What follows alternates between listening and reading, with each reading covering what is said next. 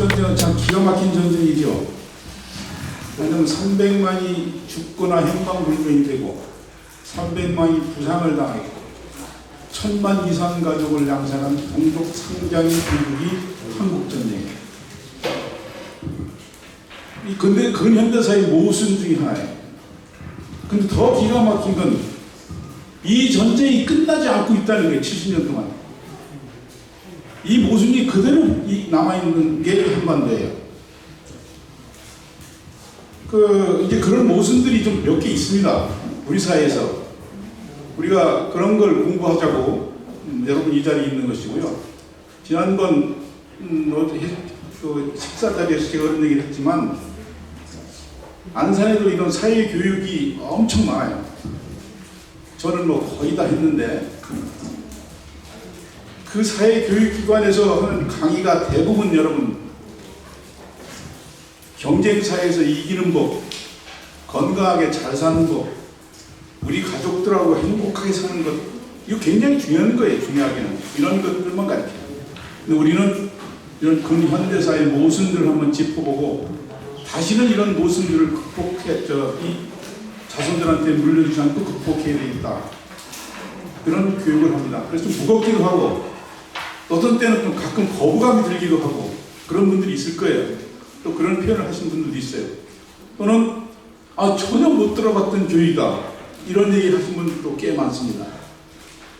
말랑이 한마디만 더 말씀드리면 우리 근현대사의 모순 중에 하나가 사실 예세입니다. 예세. 여러분 잘 몰라서 그렇지 한번 생각해보면 우리 땅에 미군 부대와 지원 시설이 70개가 있어요. 이 좁은 땅에 외국 군대가 그 지원 시설이 70개가 있어요. 이렇게 많은 나라가 전 세계적으로 딱 2개가 있어요. 2개가 더 있어. 하나는 일본이고 하나는 독일이에요. 근데 인구 비례를 보면은 우리가 훨씬 더 많아. 근데 독일과 일본은 2차 대전에 책임 있는 패전국들이에요. 이 사람들한테 미군 부대가 그렇게 있는 건 우리가 수긍할 수 있지만 우리가 무슨 일을 줬어요? 이게 근현대사의 모순입니다. 또 한 가지 모순이 바로 우리 학교예요. 저도 우리 학교를 굉장히 나쁘게만 배워왔어요. 우리 학교는 빨갱이라고 들어왔어. 그렇게 배워왔어요. 근데 그 모순이 어떤 건지를 우리 강사님 모시고 오늘 좀 느껴보고 잘 알아가는 그런 과정이 되기를 바랍니다.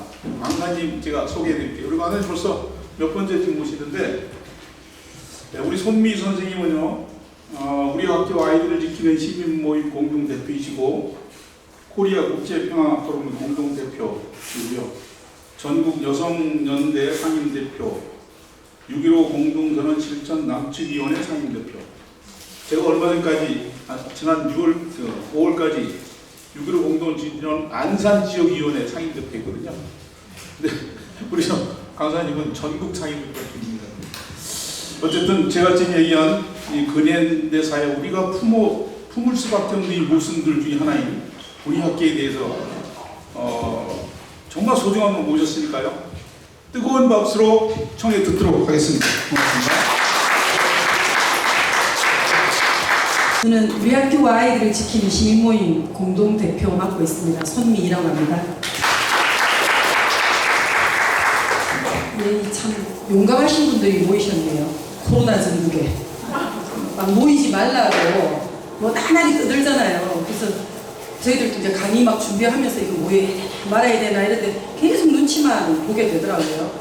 그리고 뭐 제가 올해 들어가 지금 대중 강의를 하러 온 이번이 처음이에요. 오늘이 그 정도로 지금 전국적으로 강의를 잘 안 합니다. 뭐 온라인으로 하기도 하고 뭐 줌이라고 요즘 하죠. 그런 것도 많이 하고 있긴 한데 그래서 직접 만나고 해야 사실 감정과 감정이 눈빛과 눈빛이 통해야 이게 마음에 와닿는데 제가 줌 강의를 한번 해보니까 다시는 안 하고 싶은 뭐 기계에다 대고 막 얘기를 하는 것 같아가지고 이랬는데 오늘 귀한 자리 만들어주셔서 고맙고요. 이 뒤에 지금 참 이게 막이 나왔는데 아마 제가 얘기 드리기 전에 한번 영상을 한 11분 정도 영상을 만들었습니다. 그래서 아마 이 영상을 보고 제가 그냥 이런저런 말씀드리는 게 이해가 잘 될 것 같아서 영상을 보고 말씀드리도록 하겠습니다.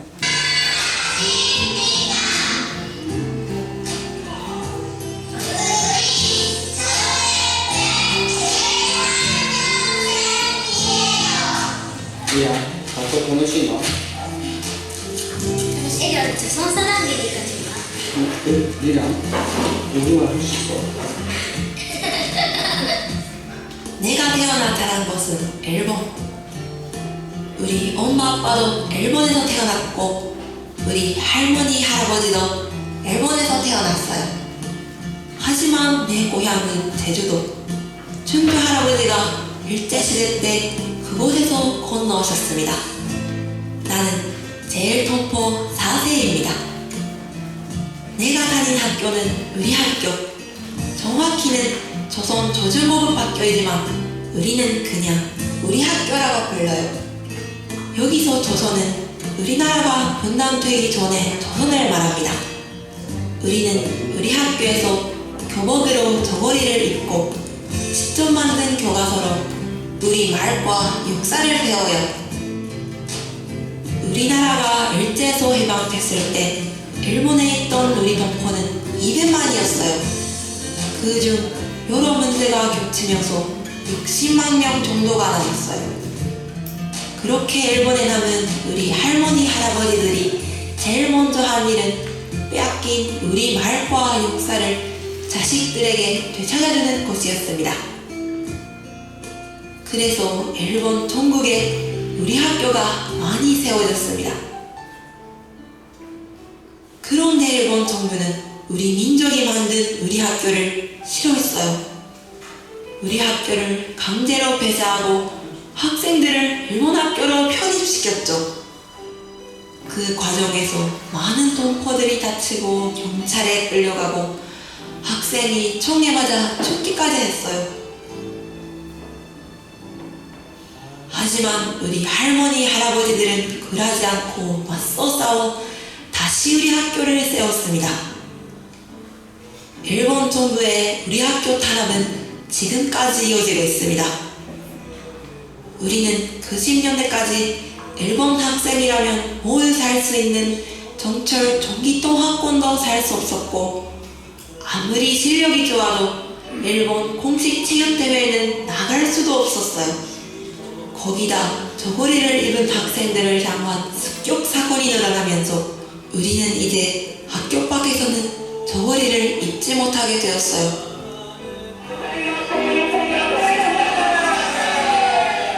그리고 툭하면 우익 집단들이 학교까지 찾아와 행패를 부리는 바람에 선생님과 부모님들이 크게 걱정하세요. 아베 정부는 일본 고등학교 중에 우리 학교만 유일하게 고교무상화 대상에서 제외시켰어요. 그래서 우리는 지금 일본 정부와 소송을 하고 있습니다.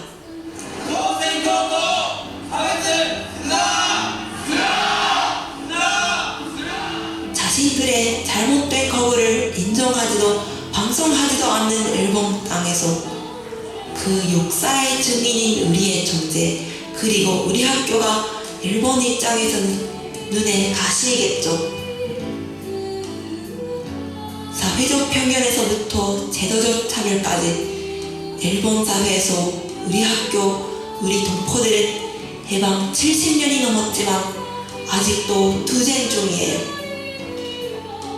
그렇게 지켜온 학교가 지금은 64곳 남았어요. 조금은 어색하게 들릴지라도 우리가 쓰는 말도 우리말. 우리는 우리나라 사람입니다. 그런데 우리가 나서 자란 일본 사회에서 우리 이름을 쓰고 우리 말과 글, 역사를 배우며 살아간다는 것 무슨 의미인지 우리 고향 사람들은 아십니까? 해방이 됐으니 곧 돌아갈 수 있을 것이라 생각한 조국이 둘로 갈라진 지 70년. 두 개의 고향, 두 개의 조국, 그리고 태어나 자란 곳의 차별. 우리가 우리 민족으로서 살아간다는 게 어떤 마음인지 내 고향 사람들은 아십니까? 우리 학교를 기억하고 함께 지켜간다는 것, 그건 아마도 일본과 우리나라의 되풀이되어선 안 될 역사, 그리고 남과 북의 아픈 상처까지 해결해 나가겠다는 마음이 아닐까요? 할머니, 할아버지가 목숨 걸고 지켜오신 우리 학교, 우리가 비록 일본 땅에 살지만 떳떳한 우리 민족으로서 살기 위해 우리는 오늘도 우리 학교에 갑니다. 우리 학교는 우리 고향이라네.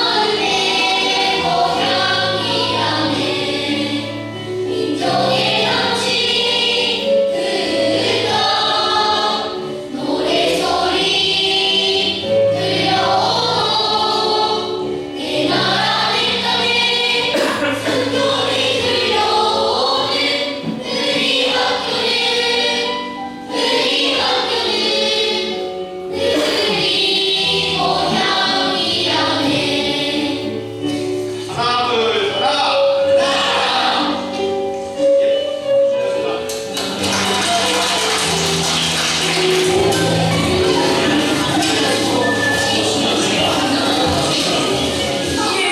자, 하나.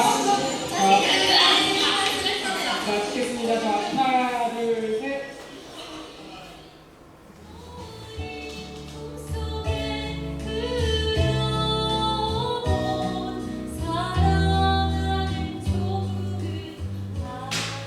영상 어떠셨습니까? 제가 강의 다닐 때마다 수십 번을 보는데도 볼 때마다 이 마음이 뭉클뭉클거려가지고 저도 이게 영상 보고 와서 딱 서면 제가 다 가슴이 벌렁벌렁해가지고 뭐 이 영상과 이 마음 뒤에 뭘 어떻게 설명을 해야 될까 이런 마음이 들 정도로 그래서 이제 저희들이 한 6년 정도 지금 우리 학교 아이들이 지키는 시민모임 이 일을 알고 나서부터 6년 정도 이제 함께 하면서 그동안 방문도 하고 좀 자료를 모으기도 하고 근데 참 설명하기가 어려워요. 이 우리 학교 조선학교를 어떻게 설명할지 그래서 한 처음에는 3분 그다음에 한 5분이 자꾸 조금씩 늘고 있어요. 그래서 이게 며칠 전에 한 10분짜리 갔다가 제가 그 보람쌤한테 어제 또 조금 손봐가지고 11분짜리로 어제 보내드렸습니다. 그래서 이걸 보고 나면 아마 그래도 조금 이해하는데 도움이 되지 않을까 이런 생각이 좀 듭니다. 그리고 아마 그 여기 이제 구강인데 쭉 뭐 여러 가지 자료 막 나가 있습니다. 이렇게 아마 여기 계시는 여러 선생님들께서도 지금 5월달부터 6월달까지 지금 2달 동안 한 강도 지금 빠지지 않고 이거 쉬운 일 아니거든요. 지도자 과정이긴 하지만 이게 쉬운 일 아닌 곳에 뭔가 또 이렇게 이 강의를 듣고 돌아가가지고는 그때는 기억이 나는데 돌아가서 기억이 안 나면 이게 뭘 또 내가 강의를 잘 듣고 있는 건지 이래갖고 내가 뭔 지도자 과정을 수료해도 되는 건지 별의별 마음이 또 복잡할 거다라는 좀 생각이 들기도 합니다.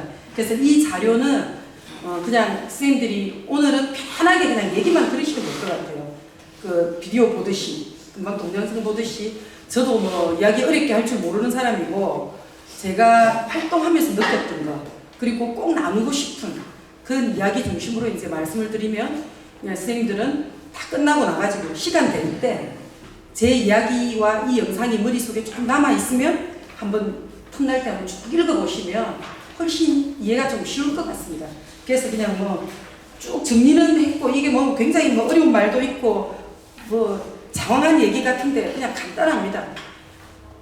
이런 아이들이 있다는 거 그리고 이 아이들이 왜 있는가를 우리가 알고 그러면 이 아이들과 어떻게 손잡고 어떻게 함께 할 건지 그런 과정에 우리가 어떻게 나서면 좋을지 그 단 한 가지 마음의 결심을 하는 그런 거면 된다라고 생각이 듭니다.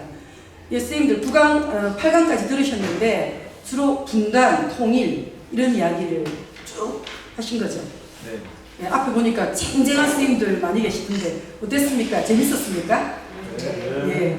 와가지고 보고 나니까 더 부담스러웠습니다. 앞에 쟁쟁한 분들인데 이거 와가지고 그냥 그래도 이 마지막까지 9강, 10강은 뭐 워낙 재밌으니까 김연희 선생님은 뭐 워낙 달변가에다가 저도 강의 몇 번 듣고 토론회 몇 번 같이 했는데 들어도 재밌어요. 그래서 뭐 10강은 완전히 그냥 보증수표이기 때문에 이 9강에서 부산말로 하면 조지면 안 되는데 좀 걱정은 됩니다. 근데 뭐 편안하게 그냥 제 경험을 좀 말씀드리는 걸로 그렇게 하겠습니다. 선생님들이 분단, 통일 이렇게 했는데 분단은 어디에 있는 겁니까?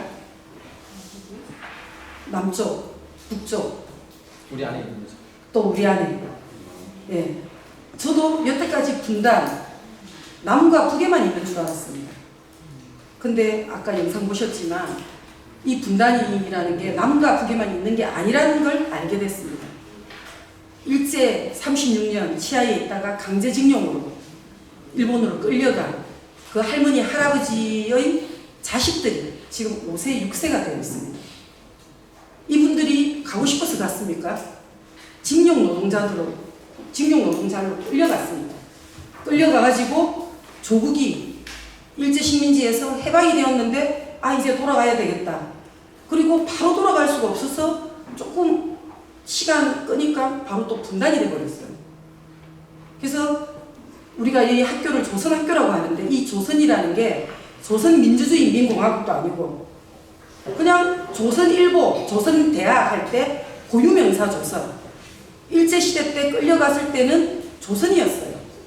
그 이름 그대로 이 조선민족이 끌려가서 그 자리에 남게 됐습니다. 그리고 돌아가고 싶은데 조국이 분단되고 돌아가지도 못하고 이러면서 이거 분단된 조국에 어디로 가야 될지를 모르는 거예요. 아까 200만이라 했잖아요. 끌려온 사람, 남아있는 사람이. 근데 140만이 해방 이후에 돌아갔어요. 근데 대부분이 북으로 돌아갔어요. 북이 고향인 사람들이 다 돌아갔어요. 그리고 남이 고향인 사람들이 거의 못 돌아갔어요. 왜 그랬을까요?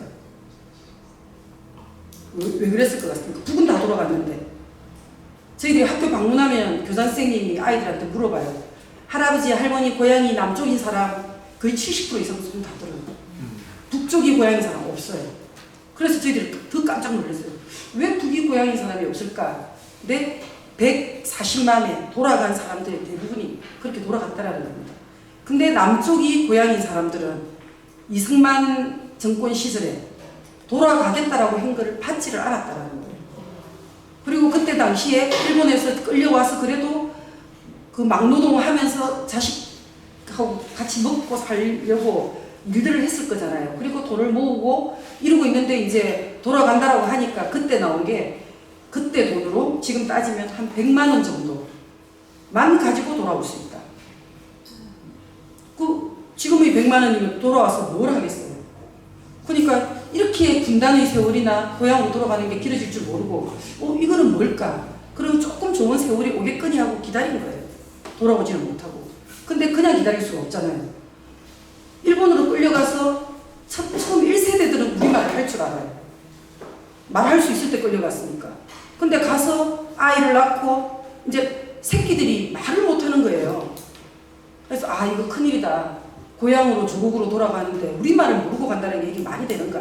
그렇게 해서 45년 해방되자마자 바로 우리 일본에 있는 할아버지 할머니들이 가장 먼저 한 건 국어 강습소를 만들었습니다. 말을 배우려고. 말이라도 알아야 소통이 되니까. 국어 강습소를 만들고 이게 불과 1년이 지나자마자 500개 이상의 국어 강습소가 생겼어요. 인원수는 44,000명. 엄청난 거죠. 저는 이 글을 알아가는 과정에 전 세계의 중국 사람들만 엄청나게 자기 말을 지키고 전 세계에 자기 그 종족을 보존하는 이런 거를 막 하는 줄 알았는데 우리 동포들이 어쨌든 우리 말을 지키기 위해서 국어 강습소를 세우고 그게 나중에 조선 학교가 되었습니다. 이 조선 학교는 그때 당시에 동포들이 그냥 비세는 판자 지방칸을 그냥 얻어가지고 거기에 모으고 그냥 할아버지 할머니 중에 말 아시는 분들이 그냥 가리키는 아이 데려오면 가리키고 이러면서 이제 만들어 갔는데 이때 이제 우리 동포들이 한 게 돈 있는 사람은 돈을 내라. 지식이 있는 사람은 지식으로 가리키는 거죠. 그리고 힘 있는 자는 학교에 와가지고 땅 고르고 그 판잣집이라도 짓고 이러면서 모든 우리 동포들 그 60만 동포들의 힘으로 만들어낸 게 오늘날의 조선학교입니다. 그래서 아마 여러분들께서 그 제일 조선학교 아이들 영화를 60만 분의 트라이라는 그 영화가 있는데 그 60만이라는 게 남아있는 제일 동포들의 숫자예요. 60만이 트라이라는 게 뛰어오르는 거, 치고 올라가는 거. 60만 동포가 힘을 모아서 치고 올라가겠다. 그 영화의 상징적 제목이 60만 분의 트라이입니다. 그래서 우리 60만 동포들이 이렇게 남아서 1세가 2세를, 2세가 3세를, 3세가 4세를, 지금 6세까지 이 유구한 일본이라는 그 식민지로 끌려가가지고 그 적의 국가잖아요. 그 끌려간 거기서 살아남기 위해서 지금 70년 이상을 그렇게 오늘을 살아내고 있습니다. 그 사이에 엄청난 탄압, 차별, 이루 말할 수가 없었습니다. 영상에서도 보셨겠지만 45년 국어강습소를 만들고 46년 500개의 학교를 만드는 과정에 48년 4월 달에 학교에 대한 1차 폐쇄령이 내려집니다. 일본 정부와 그때 당시에 그 미사령부에 의해서 일본도 전쟁이 진 나라잖아요. 미국의 그 지위를 받고 있는 거죠.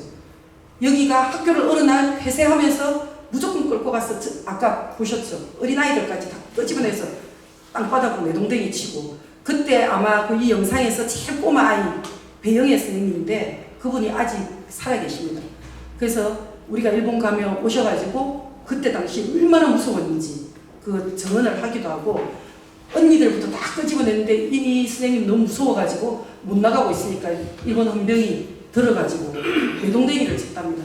근데 내동댕이 치자마자 또 가가지고 우리 언니 풀어내라고 자기 위에 아이들부터 잡아가기 시작했다는 거죠. 이렇게 하면서 그때 당시에 이제 한신 대투쟁이라고 이야기를 하는데 한신은 오사카와 효고 근처의 그 지방에서 이 조선학교를 지키기 위해서 우리 동포들이 나오기 시작했습니다. 몇 천만 명이 길거리로 나온 거죠. 그 속에 구속도 엄청 되고 다치기도 많이 다치고 했는데 16살 김태일이라는 소년이 총에 맞아 죽게 됩니다. 그러니까 이게 이제 다시 도화선이 되는 거죠. 16살 소년은 총에 맞아 죽고 박주범 선생님이라고 이 선생님은 효고현의 그 단체의 대표를 맡고 계신 분인데 이분도 하는 과정에 잡혀가지고 그 유치장에 끌려갑니다. 얼마나 많은 고문을 당했는지 유치장에서 너무 많이 맞아가지고 죽게 생겼으니까 끄집어내놓은 거예요. 4시간 만에 돌아가셨어요.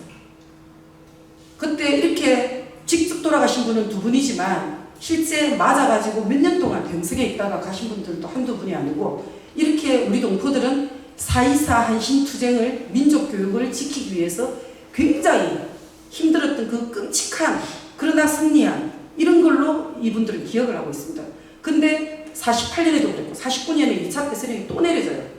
근데 끊임없이 폐쇄돼도 또 가서 싸우고 이러면서 지금 70년 이상을 지켜오는 거거든요. 근데 이렇게 지켜온 과정에 중간에 뭐 차별을 말할 수가 없죠. 아까 말했던 전기통합권도 살 수 없고 학생들은 보통 일반 사람보다 조금 싸게 전철을 탈 수 있는 전기통합권이 있습니다. 근데 조선학교 아이들에게만 주지 않습니다. 그리고 조선민족이 참 운동을 잘하는 것 같아요. 럭비, 축구, 권투 뭐 각 경기에 나가면 완전히 휩쓰는데 인정이 안 됩니다. 이렇게 정기적으로 거기에 뭐 전국 무슨 대회에는 무슨 보조 선수처럼 막 되고 근데 이것도 계속 어머니들이 길거리에서 서명받고 호소하고 이러면서 정기 출전권도 얻게 돼서 60만 번의 트라이가 전국 일본 전국에서 4위 안에 들어요. 그걸 영화로 만드는 거거든요. 그리고 뭐 울보 권투라는 영화를 보시면 이 권투도 전 세계를 제패하는 축구에 뭐 안영학 선수나 이런 거 쭉 아시잖아요. 이렇게 운동에 대해서 아주 뛰어난데 그거를 정기적으로 인정을 못 받는 과정에서 싸워서 이제 겨우 이제 만든 그리고 뭐 차별이 한두 개 아니죠. 일본은 지진이 많은 데니까 학교를 지을 때 내진 공사를 할 수 있는 지원금을 다 주게 돼 있습니다. 조선학교만 빼놓습니다. 그리고 학교에 기부하면 우리 기부금 영수증 같은 거 하면 세제 혜택 받잖아요. 주지 않습니다. 이러니까 학교에 뭘 기부하고 싶어도 할 수 없는 그리고 우리 동포들이 또 때로는 성공한 분들이 있어요. 그래서 우리 동포들이나 학교에 돈을 좀 내놓으면 세무조사를 들어와 버려요.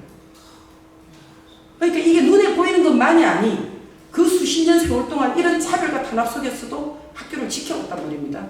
1세로부터 시작해서 지금 6세까지.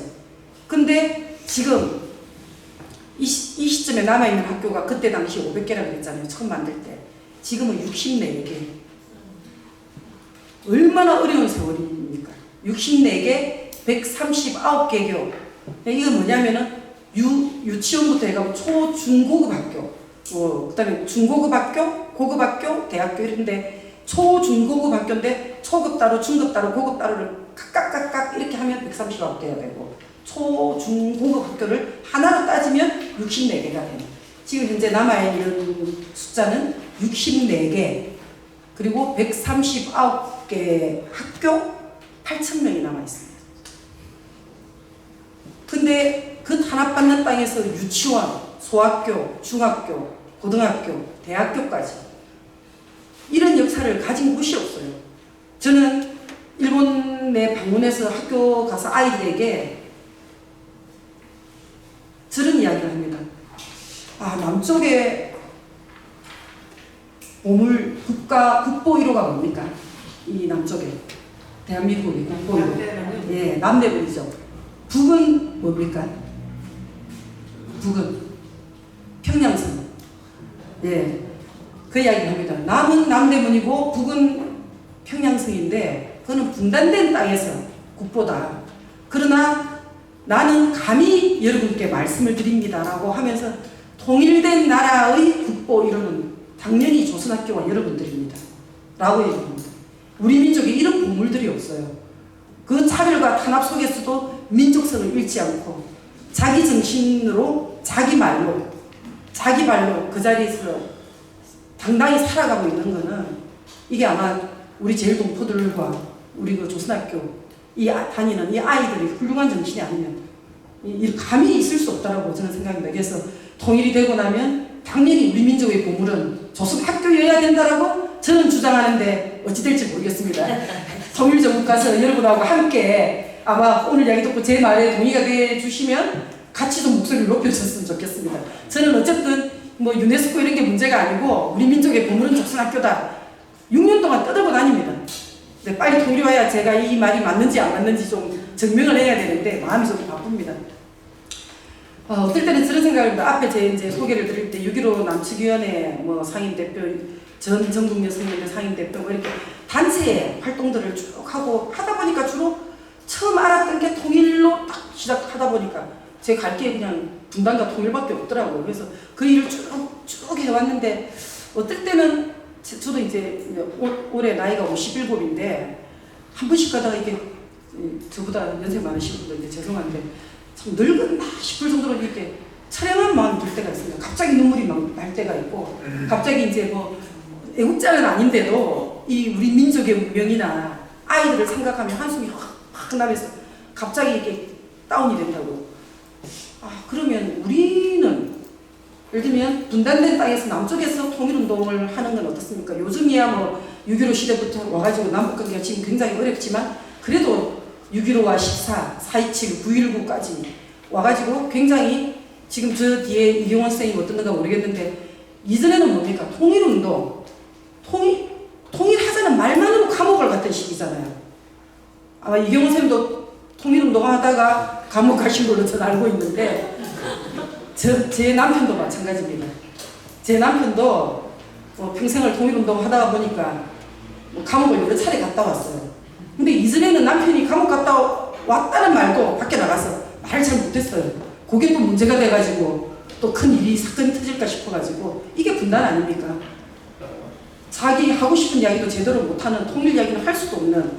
근데 저는 그때 분단이라는 거는 통일운동이라고 얘기를 하고 조금만 행동에 났으면 제부탄이 무성하고 감옥을 가고 어느 날 와가지고 잡아가고 이런 게 분단이구나. 근데 6.15 시대가 오고 나니까 첫 번째가 반가운 게 뭐였어요? 뭐야 이제 감옥 안 가도 되나? 이게 첫 번째였습니다. 그래서 감옥 이경원 선생님 모르겠습니다. 감옥 가서 사는 사람은 그냥 단순해요. 주는 밥 먹고 좀 쉬면 되잖아요. 뭐 편하게 말하면. 근데 제가 가족으로 수발을 결혼하고 2번을 감옥 가고 어린 아이들 데리고 이 먹고 살면서 감옥 수발을 해보니까 이게 장난이 아니더라고요. 오죽하면 제가 차라리 가서 그냥 앉아있고 싶다. 이럴 정도로 그거는 이 분단시대의 국가보안법이라는 거 그리고 분단시대의 통일을 이야기하는 거는 그냥 단순한 문제 같지만 한 가족, 한 가정을 완전히 무너뜨리는 이게 일상화되어 있단 말입니다. 근데 그런 것만 해도 좀 서러웠는데 지나고 나서 생각해보니까 이제 그러면 감옥을 안 가도 되나? 이렇게는 했지만 그래도 자기 나라, 자기 땅에서 통일 이야기를 하고 민족 이야기를 하니까 좀 덜 서럽더란 말입니다. 근데 또 북은 어떻습니까? 물론 힘들게 어려운 시기를 고난의 행군 시절도 있었고 어려운 시기를 넘어오잖아요. 그러나 한편 생각하면 온 국민들이 제일 위로부터 제일 아래로까지 똘똘 뭉쳐서 한마디로 같이 이야기를 하잖아요. 좀 덜 스럽지 않습니까? 어려워도 처음부터 끝까지 같이 가니 덜 스럽고 우리는 조금 통일 이야기하면 감옥을 가고 이러기는 하지만 그래도 지 나라 지 땅에서 이야기를 하니 덜 스럽지 않습니까? 그러다가 우리 제일 동포들을 딱 보니까 이게 뭡니까? 남의 나라, 남의 땅에서 모진 탄압과 차별 속에서도 그 우리말 우리를 지키는 것 자체가 하루하루 투쟁해야 되는 이 꼬송이라는 책에 보면 나의 이름표라는 아이가 쓴 글이 있습니다. 김미령이라고 얘기를 하면 이 김미령이라는 이름표를 집어넣고 다닙니다. 한글로 된 우리말로 된 이 이름표를 보고 일본 사람들이 해코지할까봐 전철에서 이름표도 못 내놓고 다닙니다. 그리고 여학생들의 가방이 너무 무겁습니다. 치마 저고리 입고 다니지 못합니다. 교복인데 못 입고 다닙니다. 가방 안에 넣어서 학교 가서 갖고 있습니다. 왜 자기 민족의 옷을 제대로 입지도 못하고 자기 나라의 말을 쓰지도 못하고 이름표 하나 떳떳하게 들고 다니지도 못하는 남의 땅에서 아니 이름표 하나가 뭐 일본 땅에 뭔 불편을 그렇게 줍니까? 치마 저고리 하나가 고유 민족의 의상들 다 입고 다니는데 왜 치마 저고리가 입고 나가면 칼질을 당해야 되고 욕을 먹어야 되는 이런 옷시대에 있습니까? 그런 속에서 하루하루 살아가는 게 우리 아이들에게는 투쟁입니다. 저는 고등학교 작년하고 재작년에 고등학교 가서 아이들하고 강의할 때 그랬습니다. 여러분 자신의 옷을 입고 하루하루 다니는 게 투쟁이 이런 거 상상해 봤습니까? 자기 나라 자기 말을 쓰는 게 하루하루 투쟁이 그 속에 여러분은 어떻습니까? 라고 하니 한 고등학생이 그랬습니다. 미안합니다. 나는 우리말 우리글 이런 거 쓰고 그런 불편함도 못 느끼고 있는데 공부도 제대로 안 하고 근데 뭐 끝나고 나니 그랬습니다. 공부를 좀 열심히 해야 될 것 같습니다. 그 남학생이 정말 고마웠습니다. 모르는 거죠. 저도 이 조선학교 아이들을 만나기 전에는 이렇게 남의 땅에서 이렇게 살고 있는 걸 잘 몰랐습니다. 근데 알고 나니 그냥 모른 척하면 안 되는 거 아닙니까? 저는 제가 이 일을 하고 있는 게 불편하지 않으려고 하는 겁니다. 제가 아마 남편도 그렇고 저도 그렇고 분단의 문제나 통일의 문제나 나라의 민주화의 문제나 또 세월이 쭉 흘러서 지금 여기 안산인데 이제 세월호에 여러분들도 분노하고 하지 않았습니까? 이건 뭐냐면 몰랐으면 몰라도 알았는데 모른 척 한다라는 것은 내 양심에 떳떳하지 않다라는 겁니다. 모른 척하는 나 자신이 더 불편하기 때문에 불편하지 않으려고 그냥 제 경험을 여러분 만나서 이야기하고 함께 불편한 사람을 자꾸 만드는 게 제 일입니다. 여러분 오늘 강의 다 듣고 나면 불편하실 겁니다. 근데 그 불편하지 않으려면 아이들을 응원하고 함께하는 그리고 그 아이들 손을 잡아주는 그게 얼마나 보람된 일인가 아마 또 느낄 수도 있을 것 같습니다. 그래서 저는 지금 코로나라서 잘 못 다니고 있지만 전국 부르는 곳 어디든 갑니다. 불편한 사람을 자꾸 만들려고. 그래서 그게 불편한 사람이 많으면 많을수록 그 사람들이 손을 잡으면 잡을수록 우리 아이들이 조금이라도 웃을 수 있는 그런 시간들이 저는 빨리 온다고 믿기 때문입니다. 제가 이 일을 시작하게 된 계기가 굉장히 좀 특이했습니다. 아까 제 소개할 때 그 키프라고 코리아 인터내셔널 평화 포럼이라고 이제 국제 연대 사업을 좀 하고 있습니다. 일본말이나 영어 전혀 못합니다. 근데 참 재밌죠. 일본말 영어 못하면서 국제 사업하고 있습니다. 동포들을 만나기 때문에. 예, 동포들하고 만나서 통일의 문제나 분단의 문제나 민주화의 문제나 이런 이야기를 많이 나눌 기회가 있었는데 역사 NGO 포럼이라는 게 있었습니다. 2014년도에. 거기에 제가 그때 당시는 요즘 아마 여러분들이 많이 들어보셨겠는데 정의연, 이전에 정대연. 예. 제가 그때 당시에 정대회 대외협력위원장을 하고 있었습니다.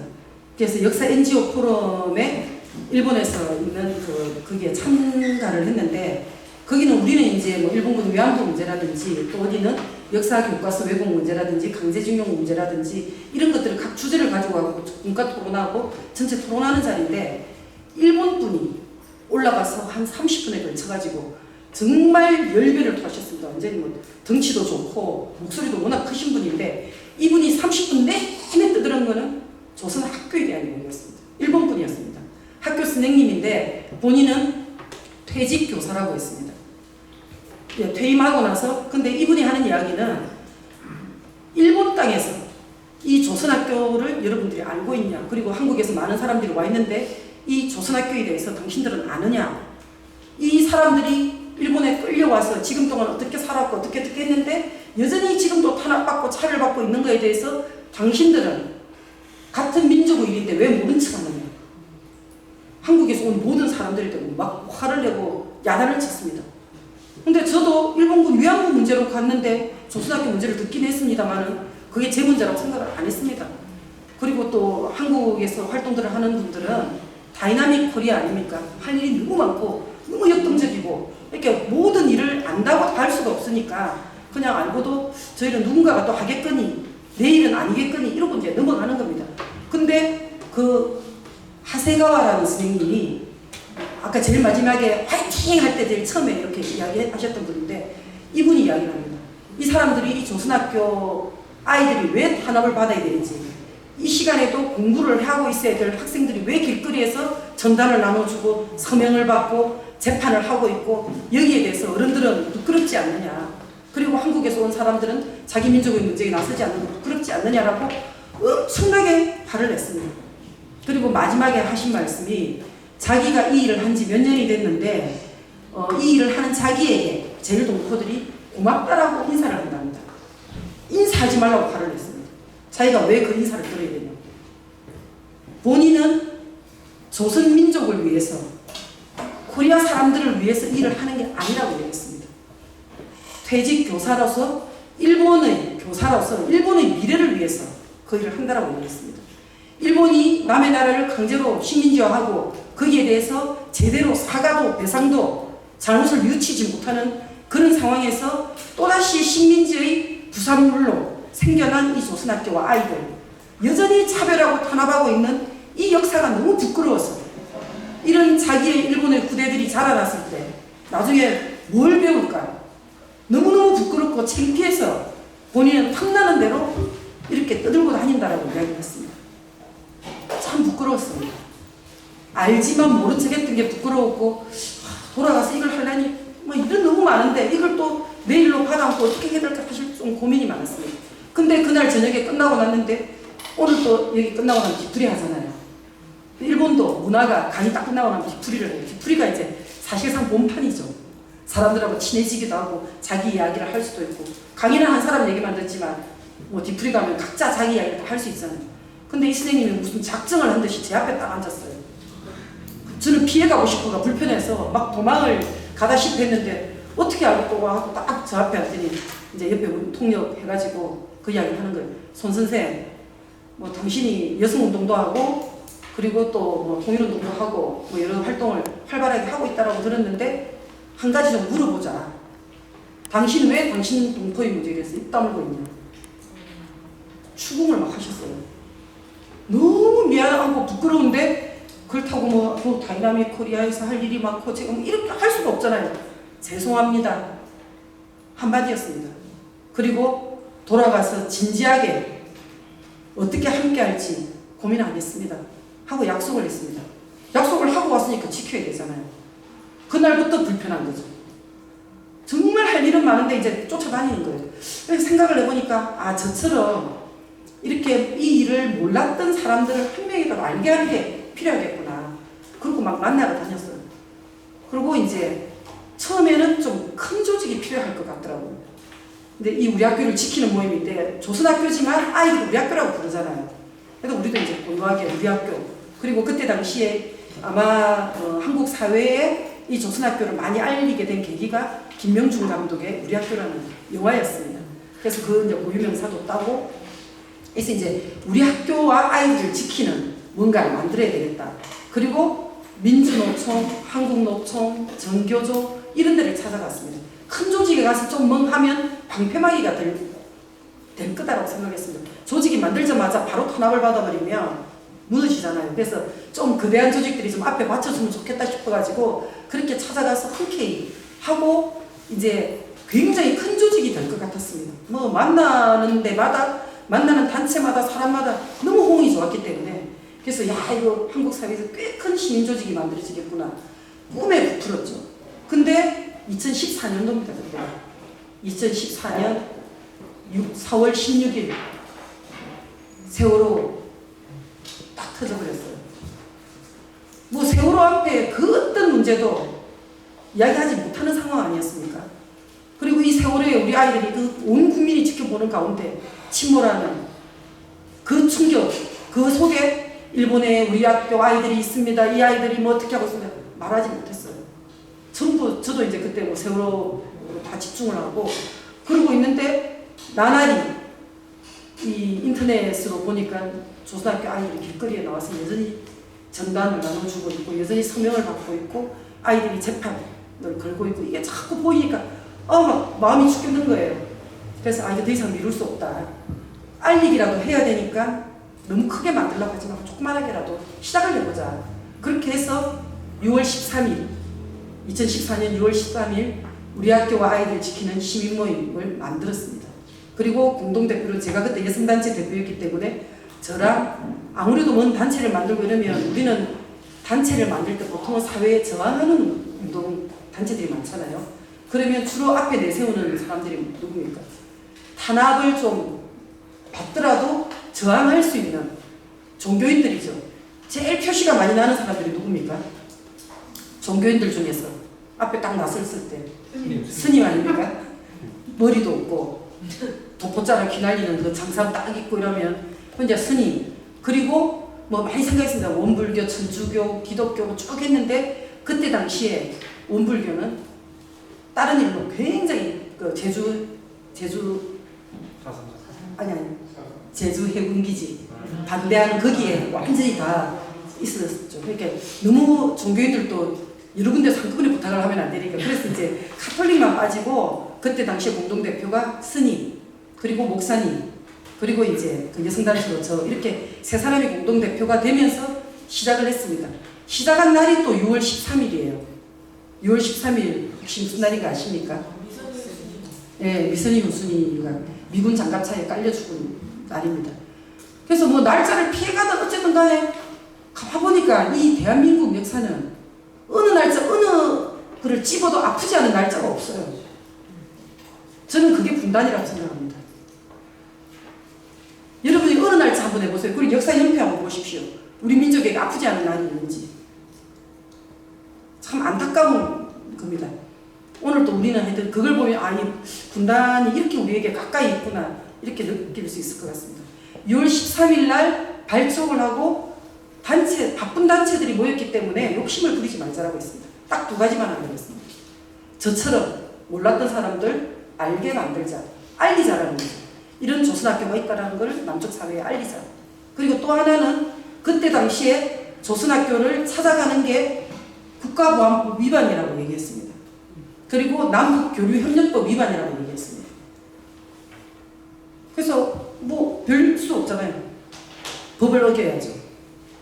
악법은 어겨서 극복한다. 이런 걸로 그냥 어기는 법으로 만들어서 찾아가자. 그리고 만약에 탄압을 받으면 그걸로 다시 알리자. 특히 종교인들하고 여성단체였기 때문에 조선학교 방문했다라는 것만으로 이걸 무슨 국가보안법이니 남북교류협력법 위반으로 하면 언론에 알리기 좋잖아요. 이걸로 오히려 충분히 우리가 좀 알릴 수 있다. 그래서 찾아가자. 딱 두 가지였습니다. 알리고 찾아가자. 그리고 조직을 하기 시작했습니다. 그때 당시로는 찾아가는 것도 투쟁이었기 때문에 최고 작게는 3명도 갔습니다. 갈 사람이 없어가지고. 근데 무조건 행사만 있으면 가겠다라고 했기 때문에 3명도 가고 가장 많이 갔을 때는 57명이 간 적도 있어요. 그건 이제 4.27 시대가 오고 나서 시절 좋을 때 선교조 교사들이 전면에 나설 수 있게 됐을 때는 60명 가까이 이제 가기도 하고. 근데 이제 우리가 이제 찾아가서 하는 거는 주로 아이들에게 남쪽에 고향 땅에서 여러분들을 응원하는 사람이 있다라는 것을 알리는 겁니다. 아이들은 깜짝 놀래요. 왜 우리 학교에 왔지? 그리고 남쪽에서도 우리를 응원하는 사람이 있나? 깜짝 놀래요. 얘들아 힘내라. 응원하는 우리가 있다. 이런 연수막 들고 가면 처음에 아이들 의아해하다가 나중에 함께 옵니다. 아까 영상에 보셨지만 금요일마다 문부과학성, 우리로 따지면 교육부죠. 문부과학성 앞에서 조선대학교 아이들이 금요일마다 오후 4시부터 5시까지 집회를 합니다. 금요행동이라고 얘기를 하는데 이게 벌써 7년 넘게 진행이 되고 있습니다. 근데 이거는 뭐냐면 뭐 차별이 지금 한두 개가 아니었지만 2010년부터 일본이 고등학교까지 뭐 소학교하고 중학교는 다 무상화 이루고 고등학교가 무상화를 시작하게 됩니다. 근데 이 조선학교와 외국인 학교를 할까 말까 망설이는 그 딱 중간에 두었습니다. 근데 2013년도에 아베 정권이 들어오고 나니까 아예 성령 법으로 그냥 조선학교는 무상화에서 제외시킨다 라고 딱 정해버렸습니다. 근데 이 기가 막힌 거는 조선학교는 각종 학교로 되어 있습니다. 우리로 따지면 운전학원, 무슨 교습소처럼 각종 학교로 분류되어 있는데 여기에 외국인 학교하고 조선학교 다 합쳐가지고 43개가 있습니다. 이 중에 조선학교가 10개 있거든요. 33개는 고교 무상화를 다 해주고 조선학교만 딱 제외시키는 거죠. 세상 천지 이런 차별이 어디 있습니까? 모든 외국인 학교를 다 무상화로 했는데 조선학교만. 이유가 뭐일 것 같습니까? 북하고 관련이 있다고 일본에서 이야기하는 겁니다.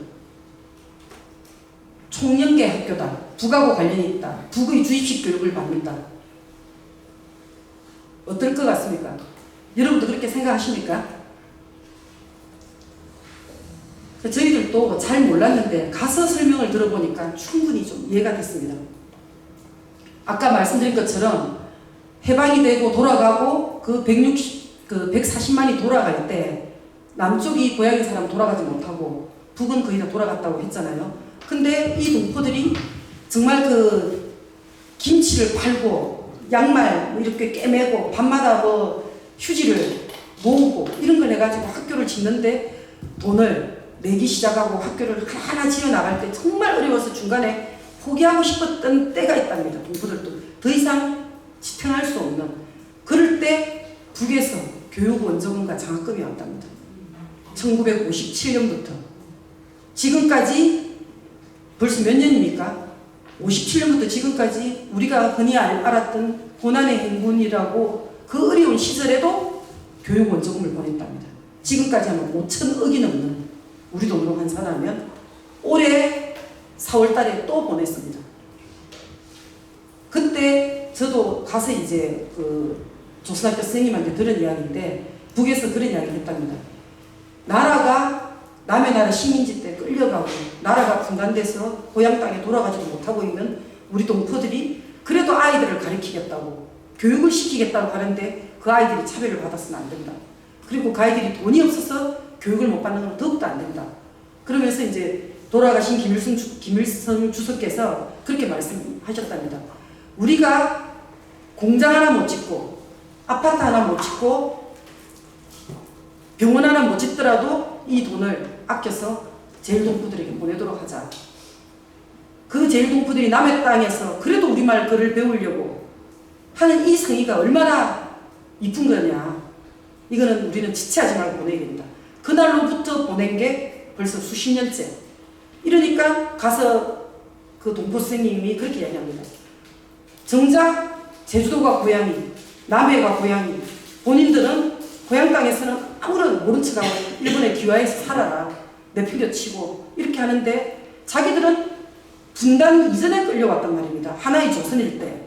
그 하나의 조선일 때 끌려왔는데 분단이 되고 나서 북에서는 거기에 대해서 교육 원조비, 장학금, 그리고 때로는 가을 되면 밤을 보내고 감을 보내고 그러면 우리 동포들은 그 감, 밤 냄새를 맡아본답니다. 고향의 냄새, 조국의 냄새. 그러니까 이분들은 남이다 북이다 머릿속에 분단 없습니다. 남쪽은 고향, 북쪽은 조국. 자기들이 힘들 때 자기들을 안아줬던 데는 조국입니다. 그리고 태어난 곳은 고향인 거죠. 근데 고향 땅 사람들이 여태까지 모른 척 했단 말입니다. 조국인 북만 알고 있었는데 어느 날부터 남쪽이 고향인 사람들이 막 오는 거예요. 와가지고 이제 아까 그 동영상에도 보셨겠지만 농민들이 방문했을 때거든요. 전국 각지에서 나왔습니다. 뭐 창녕, 해남, 진도. 그러면 그분들도 가서 재밌어가 물어봐요. 할아버지 할머니가 고향이 진도인 사람, 뭐 어디인 사람, 어디인 사람 막 이렇게 물어보면 가장 많은 수가 제주도입니다. 제주도 왜 그런 것 같습니까? 사상과 무관하지 않습니다. 예, 사상 피해서 가신 분들도 있고 그리고 바다를 접하고 있는 데들이 많이 끌려갔습니다. 경상도 분들이 많죠. 충청도가 오히려 훨씬 적고 이제 그런 분들이 있으니까 거기서 살고 있는 분들은 이 남의 나라 남의 땅에 살고 있지만 고향 땅에서 사람이 와주고 그 다음에 조국에서 해마다 교육 원정금 이런 게 있고 근데 이 사람들이 가장 바라는 건 뭐겠습니까? 분단된 땅에서 이 사람들은 무국적자예요.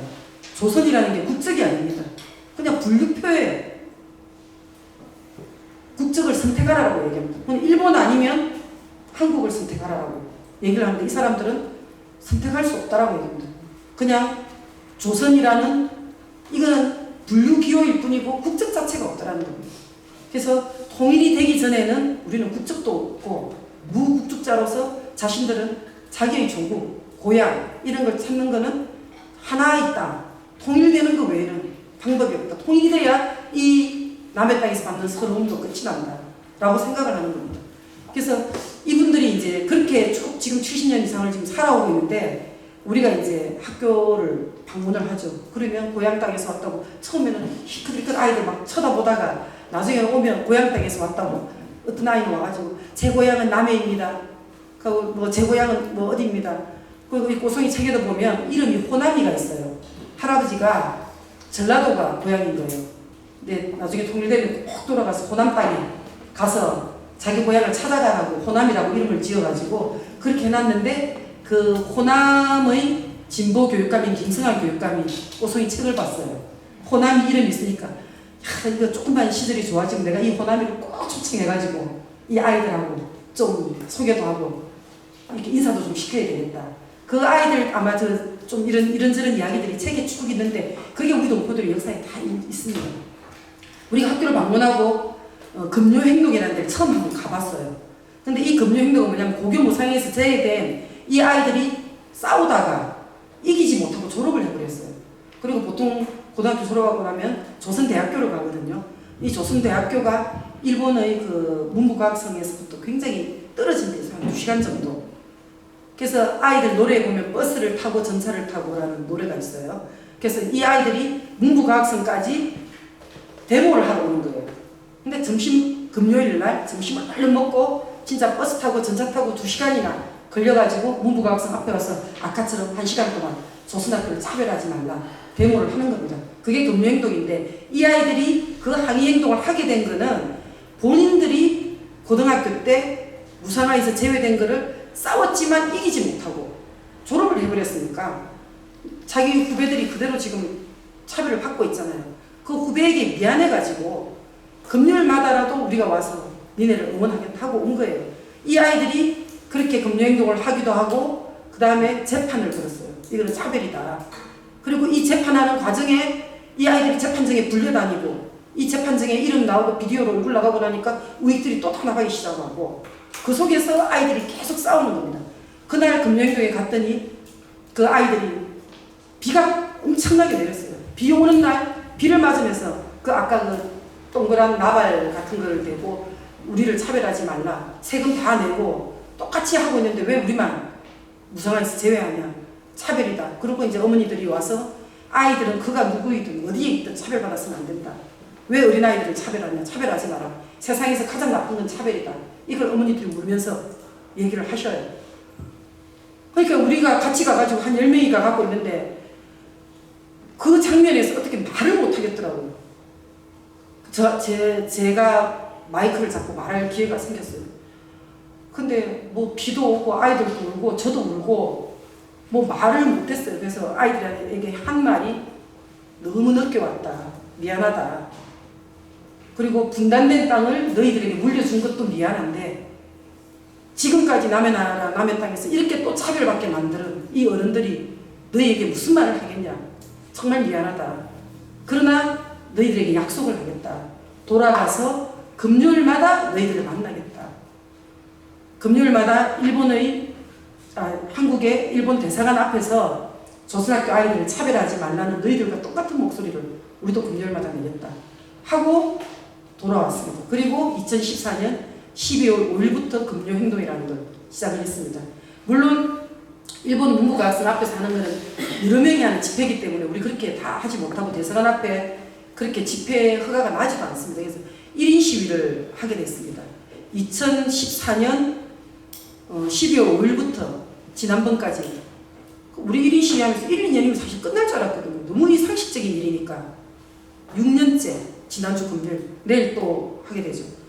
6년째 이 시위를 하고 있습니다. 함께하고 있는 단체들, 개인들, 요즘은 이제 뭐 여성 농민들은 자기 현장에서, 노동자들은 또 자기 현장에서 금요일마다 얘들아 힘내라 이런 걸 이제 올리는 거죠. 근데 요즘 SNS 시대니까 그게 이제 막 퍼져나가잖아요. 우리가 이제 금요행동 한 거를 제가 제 페이스북에 올린단 말입니다.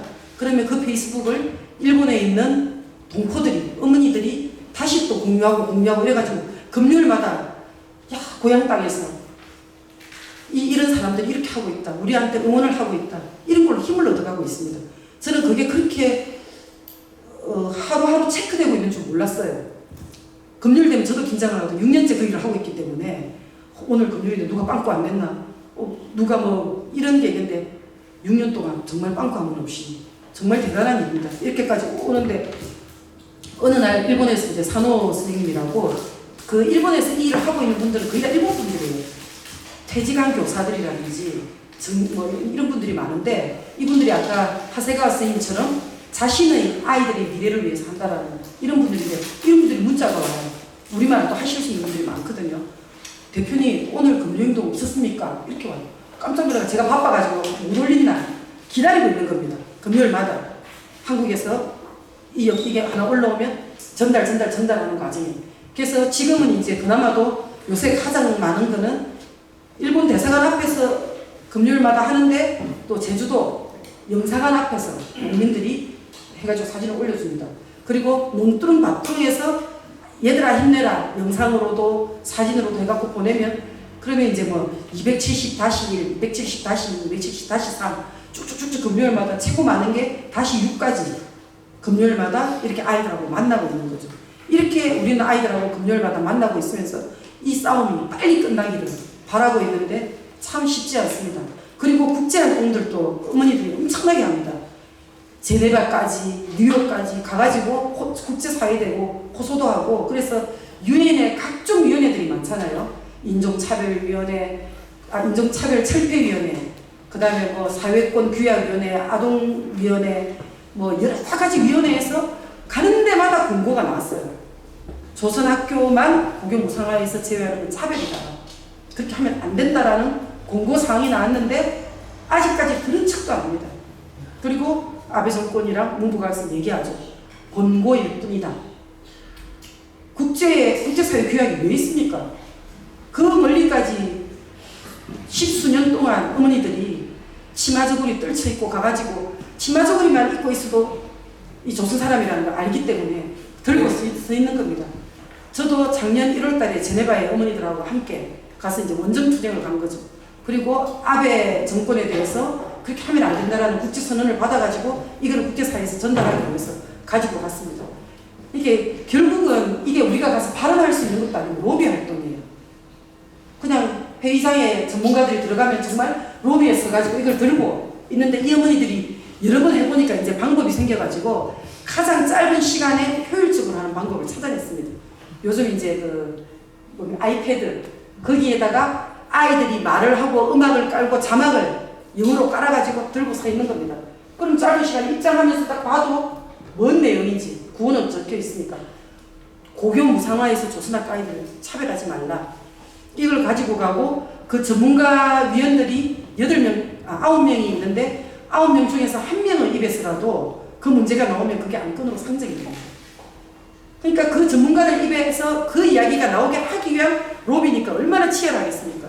그러니까 미리 조사를 딱 해가지고 조선학교 문제의 우호적인 사람 사진을 무슨 지능수배 전담도 아니고 사진을 미리 딱 줘가지고 저는 아까 말씀드렸지만 영어가 안 되기 때문에 가서 어떻게 함께 해야 될까 이랬는데 눈썰미가 조금 있습니다.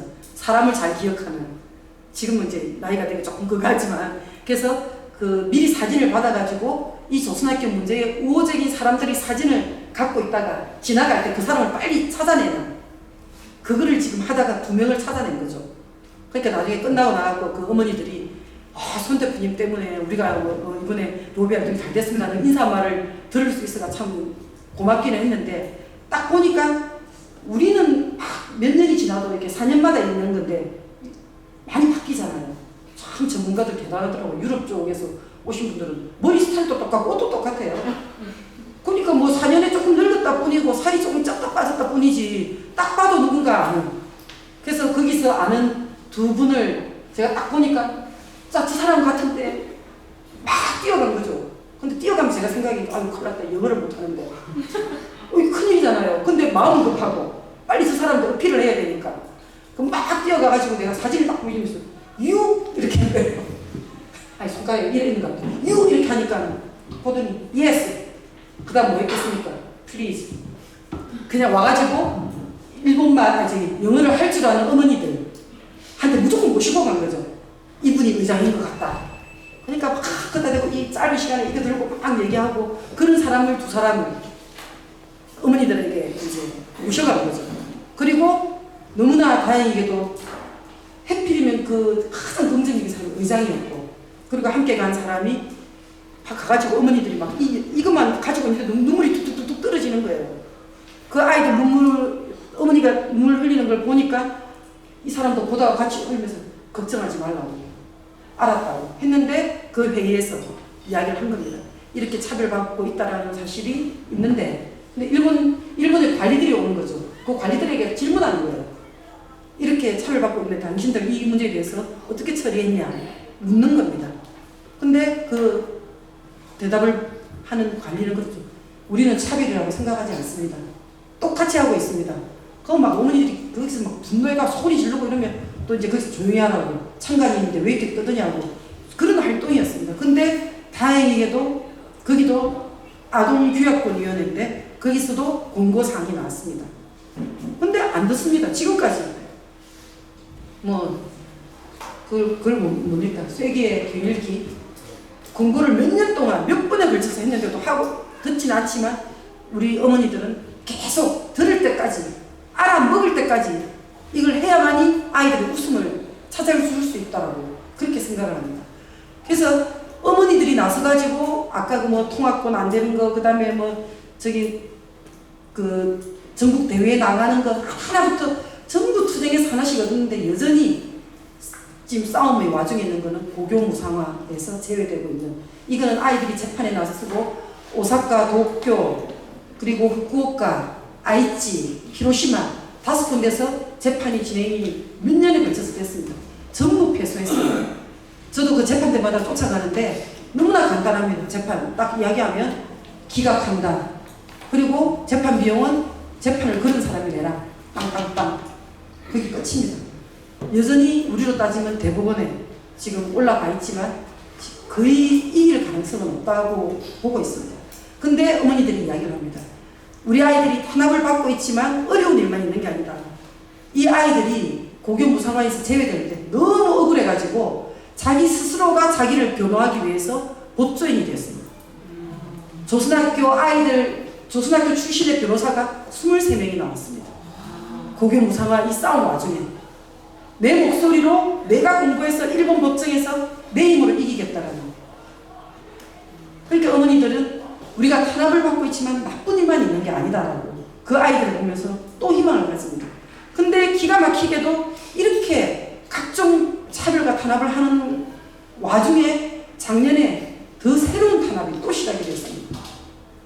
고교 무상화만 제외되는 게 아니라 일본에서 소비세라는 게 있잖아요. 소비세가 8%인데 10%를 올렸어요. 그러니까 국민 저항이 세잖아요. 그러니까 8%에서 10% 올리는 그 2%를 유치원, 어린이집 이런 거에 보조해 줌으로써 심리적으로는 똑같은 거죠. 현실은 똑같은 건데 심리적으로도 안정을 시키는 거죠. 이 소비세 추가분 2%를 다시 국민들에게 돌려주는 방식을 유치원하고 어린이집을 무상화하는 그걸로 했단 말입니다. 조선학교 어떤 것 같습니까? 또 제외됐어요. 44개 있습니다. 유치원이.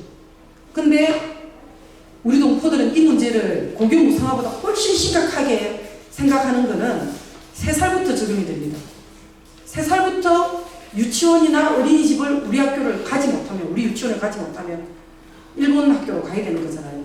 말과 글을 배우는 게 늦어지는 거고, 그리고 여러 세제 혜택이나 여러 가지를 경제적으로 혜택을 못 받다 보니까 형편이 어려우니까 우리 학교를 못 보내는 거예요. 유치원을 가야 소학교로 연결이 되고, 소학교를 가야 중학교, 중학교 가야 고등학교, 대학교 이렇게 연결이 되는데 유치원부터 아예 뿌리를 끊어놓는 거잖아요. 그래서 우리 그 동포 어머니들은 이거는 하나 중에서도 가장 치졸하고 3살 아이 태어나는 그 아이부터 차별하는 가장 악질 중에 악질인 그런 차별이다 하고 어머니들이 유모차 아이 업고 안고 집회장에 막 몰려가지고 나날이 지금 코로나 때문에 못하는 거예요. 근데 작년 10월 1일부터 시행이 되어버렸습니다. 그러니까 우리 어머니들은 70년을 싸워왔지만 거기서 차별이 끝난 게 아니고 투쟁이 끝난 게 아니고 나아진 거는 없고, 근데 여전히 강도는 더해가고 있고, 그 중에서도 가장 희망인 거는 4.27 시대였습니다. 4.27이 되고 이제 정말 통일이 가까이 오니까 우리가 더 이상 일본 땅에서 차별을 덜 받아도 되겠구나, 우리 아이들이 더 이상 길거리에서 눈물 흘리지 않아도 되겠구나, 그 생각으로 희망을 가지고 있는데 다시 남북관계가 이렇게 어렵죠. 그 속에서도 그래도 희망을 잃지 않고 하루하루 살아가는 우리 동포들이 있습니다. 우리 아이들이 있고, 그 아이들을 가장 아마 가장 뭐라고 해야 됩니까? 현실감 있게 사실적으로 생생하게 만나볼 수 있는 게 지금 2권의 책을 가지고 왔는데, 뭐 저는 이 책 이야기하면 또 입에 침 튀기면서 막 얘기하니까 책 장사를 해도 할 수 없는데 책 장사를 좀 해야 될 것 같습니다. 저 노란색 표지가 있습니다. 저기 가면 제가 이거 가져왔는데, 자 여기 보시면 꼬송이라는 게 제가 이름을 지은 게 아닙니다. 제가 여기 주 편집진이긴 한데 일본에서 아까 말씀드린 것처럼 학교를 세우고 우리 말과 글을 배우기 위해서 학교가 지금 막 만들어지고 있는데, 이런 거죠. 아이들이 말을 할 줄은 압니다. 글을 써보라면 안 되는 거예요. 얼마나 어렵겠습니까? 태어나서 나오자마자부터 듣는 게 전부 일본 말인데, 집안에서 겨우 어머니 아버지로부터 들을 수 있는 그 말이 우리 말인데 어머니 아버지 돈 벌러 다녀야죠. 그러니까 뭐 이 말할 수 있는 이런 게 없고, 그나마 학교 가서 말을 조금 하면 이제 글을 쓰게 해보니까 맞춤법은 물론이거니와 문장도 안 되고, 그래서 이 학교에서 고민한 게 글쓰기 대회 일종의 100일장 같은 걸 시작한 거예요. 1978년부터 40년이 된 거죠. 그래서 이 글짓기 대회를 초등학교 3학년부터 지금 시작을 하니까 그때는 상품이 꽤 컸답니다. 뭐 평양으로 뭐 여행 보내주는 거 이런 것도 있고, 뭐 어디로 가는 것도 있고 이런 건데, 지금은 동포들의 삶이 계속 어려워지니까 가장 어려웠을 때 상품이 아이들 그 파일집 있죠. 꽃송이 써져가 있는 파일집이 다였답니다. 그러니까 이제 학교에서는 고민이 깊어지는 거죠. 그나마 좀 걸어내거는 이런 게 좋을 때는 아이들이 많이 참여도 하고, 초등학교 3학년부터 고등학교 3학년까지 한 1000편 정도가 1년에 모인답니다. 근데 이 심사를 하시는 분들이 모여가지고 심사하는 과정이 전부 그냥 눈물바다는 어느 작품 하나를 떼놓을 수도 없고, 근데 이 속에서 이제 해마다 몇 편씩을 해가지고 이 꼬송이라는 게 민족의 품에서 잘 자라나는 아이들, 꼬송이라는 뜻으로 꼬송이라는 이름을 지었답니다. 그 꼬송이를 해가지고 100일장에서 1년에 한 번씩 만드는 게 벌써 한 40년 됐는데, 저희들이 2018년에 방문을 했을 때 거기 계시는, 이걸 이제 주관하는 데가 우리 동포들의 신문사가 조선신보사예요. 그 신보사에서 현상 응모전을 하는데 자꾸 줄어든답니다. 그리고 이제 아이들도 이제 요즘 우리 아이들 한번 봐보십시오. 뭐 시키면 말 듣습니까? 그래도 좀 다르긴 한데 이 글짓기 해라면 또 그런답니다. 또 꼬송이야. 안 하면 안 돼요. 선생님들이 애를 먹는답니다. 안 그래도 장부도 많고 하는데 이걸 어떻게 했으면 좋을까 한데, 마침 그때가 4.27 시대였지 않습니까? 2018년도 4월 27일이 되고 나서 이제 우리 동포들이 마음에도 꽃바람이 불고 있고, 뭔가 이제 아이들에게도 이런 걸 좀 잘 하고 싶고 이런데, 거기 있으면서 동포들이 생각한 게 이 아름다운 아이들의 이야기를 좀 남쪽 고향 땅에서 예쁜 책으로 좀 내어줬으면 좋겠다. 이렇게 해서 우리 학교 아이들 시키는 시민 모임에 제안이 들어온 겁니다. 그래서 만약에 이게 4.27 시대가 아니었다라면 우리한테도 부담이었을 건데, 4.27 시대니 좀 부담이 덜 되지 않겠습니까? 이 아이들의 예쁜 글을 좀 남쪽의 동포들에게 안내를 해 주십시오. 이렇게 해서 우리가 120편을 거기서 신보사에서 음선한 120편을 받았습니다. 그렇게 해서 책을 만들었는데 책을 만들어 놓고 보니 이 어떻습니까? 색깔 어떻습니까? 우리가 만들어 놓고도 우리가 사실은 반했습니다. 너무 예뻐가지고. 그래서 사실은 이 안에 책에 보면 새로운 게 많이 들어가 있습니다. 이게 그냥 책이 아니라 아이들 작품도 있지만 일본에서 조선학교는 어떤 역사가 있고 어떻게 아이들은 수업을 하고 있고 이게 조선학교를 알 수 있는 이런 계기가 됐고 여기 보면 아이들 사진부터 그리고 이런 글짓기 대회 하고 있는 이런 것만 있는 게 아니라 그림 대회도 있습니다. 조선미술전이라는. 그래서 이 안에 사이사이에 그림이 있습니다. 여기도 그림들 다 있을 건데 이 그림은 조선미술전에서 입선한 작품들을 또 모아서 안에 욕심껏 이제 넣어본 겁니다. 그리고 여기에 우리가 일집 하다 보니까 가장 기억에 남는 거는 가족들이 모여가 회의를 합니다. 만약 우리에게 돈이 생기면 어떻게 할까? 하니까 전부 다 좋은 뭐 자동차, 좋은 옷 뭐 이렇게 생각을 했는데 어머니가 탁 잘라 얘기하죠. 학교에 놔준다. 그 아이가 깜짝 놀라는 거예요. 그런 동포들이 마음이 오늘 이 학교를 만들고 있어요. 이 학교를 지키기 위해서 어떻게 했는가가 이 잔잔한 작품 속에 다 녹아 있습니다. 그리고 저도 이제 옛날 사람인가 이런 걸 잘 몰랐는데 전교조 선생님들이 함께 책을 만들다 보니까 요즘 유행이라고 얘기합니다. 여기 보면 QR코드가 있지 않습니까? 처음 봤어요. 지금 한번 찍어보십시오. QR코드를 찍으면 여기 있는 노래가 유튜브로 나옵니다. 그래서 버스를 타고 전차를 타고 아이들 사진 그림이 나와가지고 한 영상이 나오는. 그래서 이렇게 해서 작년에 이제 우리는 조선학교 학생입니다. 이래서 아이들 주제들 그 글을 쫙 모아가지고 요즘 출판 시장에 보통 책 몇 권씩 만듭니까?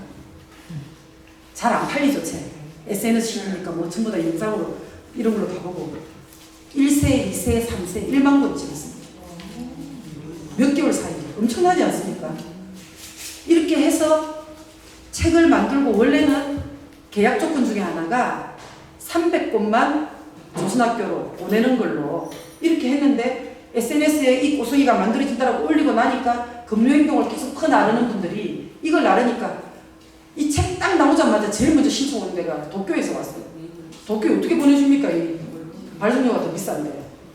그러니까 이렇게 막 신청이 오기 시작하니까 도저히 방법이 없어가 안 되겠습니다. 신보사에서 책을 좀 파십시오.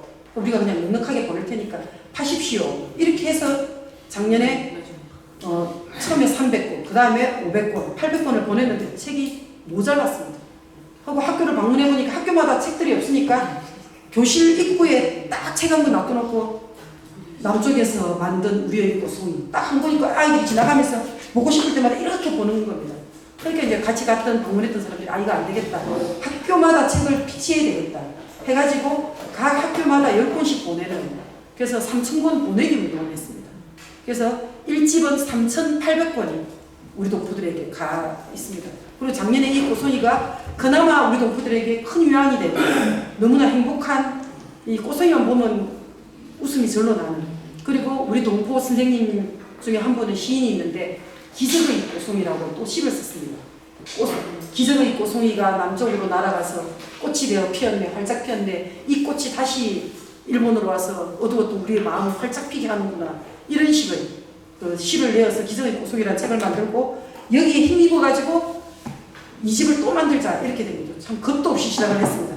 그래서 이렇게 만드는 게 이 지금 노란색 꼬송이는 2014년부터 18년도까지 최근의 아이들 작품이기 때문에 우리 아이들하고 거의 정서적으로 똑같습니다.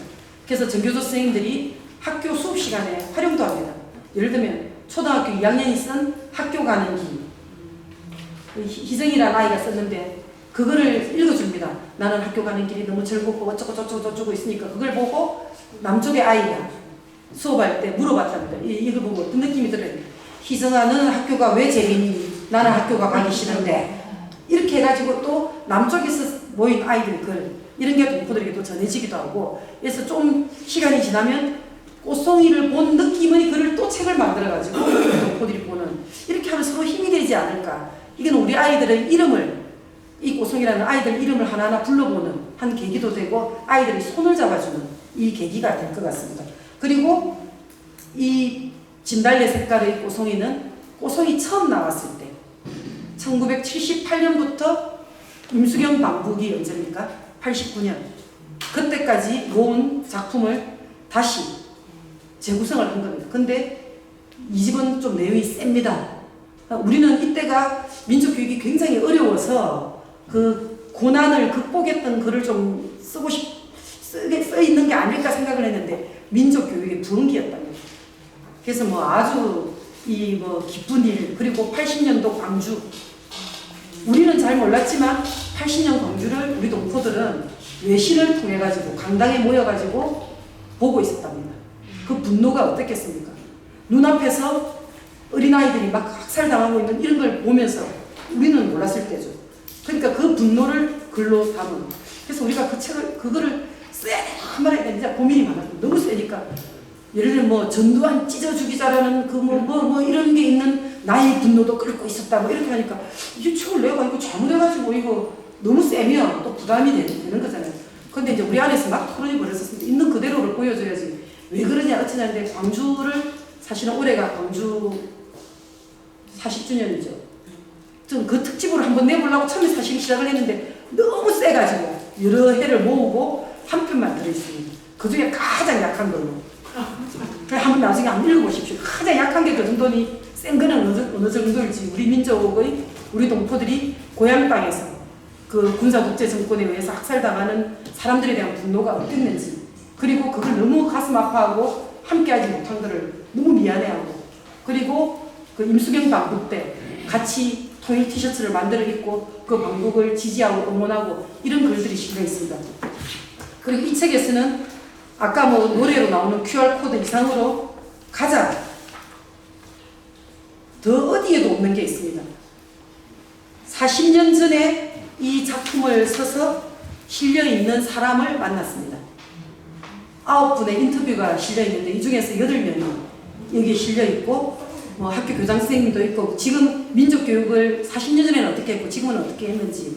그래서 여기 보면 진복기 선생님이라고 무용하시는 분입니다. 조선 무용수. 이 사람이 자기 초등학교 때, 초학교 때 그 이 무용수로서 그 글을 썼던 게 입선돼가지고 너무 기뻤던. 근데 그 작품을 싣고 지금 40년 뒤에 이 쌤은 뭘 하고 있는지 이 사람을 인터뷰해가지고 한 1시간 반 정도 인터뷰해서 10분짜리 동영상을 만들었습니다.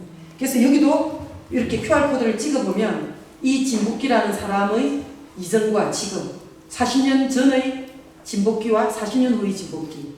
그러니까 이게 뭐 일본에서 지금 난리가 났습니다.